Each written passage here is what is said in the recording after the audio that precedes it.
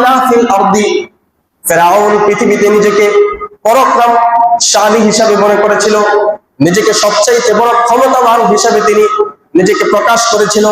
যেরকম আল্লাহ সুবহানাহু ওয়া তাআলা সূরা নাজিয়ার ভিতরে বলেন, আনা রাব্বুকুমুল আ'লা, যেটা ফিরআউন বলেছিল, সে মানুষের কাছে বলতো এই কথা, আনা রাব্বুকুমুল আ'লা, আমি হচ্ছি তোমাদের সবচেয়ে বড় খোদা। বলি নাউযুবিল্লাহ।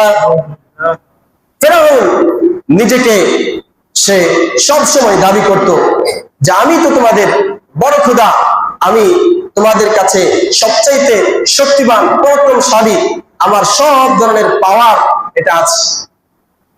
আর কি করত? ওয়াজাআলা আহলাহা শিয়া'আন ইয়াসতাযইফু তা'iফাতাম মিনহুম।